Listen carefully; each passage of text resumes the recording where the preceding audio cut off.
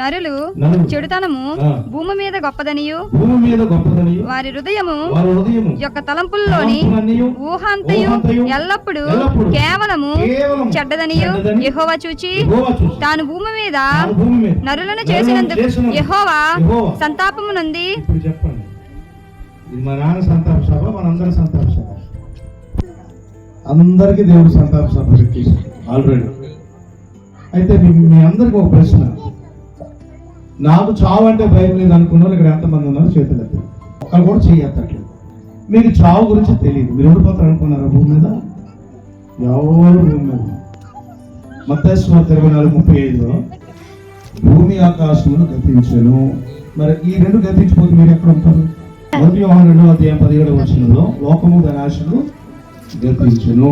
మరి ఎక్కడ ఉంటారు మీరు?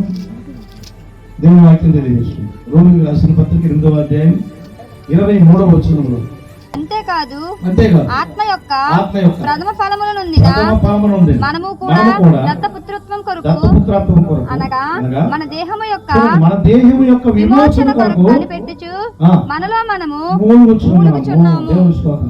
ఇప్పుడు చనిపోయిన వాళ్ళందరూ ఏం చేసా, ఈ కాలు చేతులు రాని చచ్చిపోవాలనుకుంటారు. తర్వాత సరిగా భోజనం తిండి లేని చచ్చిపోవాలనుకుంటారు. అప్పులు ఎక్కువైపోయినాడు చచ్చిపోవాలనుకుంటారు. నొప్పులు ఎక్కువైపోయినాడు చచ్చిపోవాలనుకుంటారు. భార్యాభర్తల మధ్య సమాధానం లేనివాడు చచ్చిపోవాలనుకుంటారు. తిన్నది అరగనోడు చచ్చిపోవాలనుకుంటారు. తిన్నది ఎక్కువైపోయినాడు చచ్చిపోవాలనుకుంటారు. డబ్బు ఎక్కువైపోయినాడు చచ్చిపోవాలనుకుంటారు.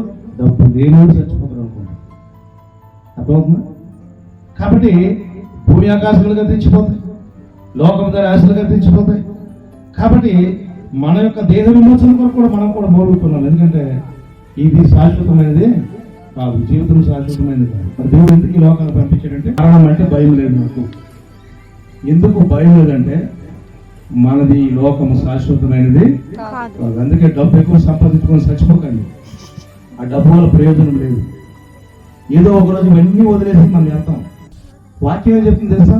యోబు 21:13 వాళ్ళట సంతోషముతో ఆనందముతో గంతులేస్తారట, ఒక్క క్షణములోని పాతాళంలోనికి కూలిపోతారు. వారు శ్రేయస్సు కలిగి తమ దినములు గడుపుదురు, ఒక్క క్షణములోనే పాతాళంలోనికి వెళ్ళిపోతారు. 16వ వచనం ఏమో తెలుసా? మన క్షేమము మన చేతిలో లేదు. చదువమ్మా. వారి క్షేమము చేతిలో లేదు. దేవునికి స్తోత్రం. మరి ఎందుకు ఈ ప్రయాసం? దేని కొరకు అండి ప్రయాసం? దేని కొరకు మనం బ్రతుకుతున్నాం చెప్పండి?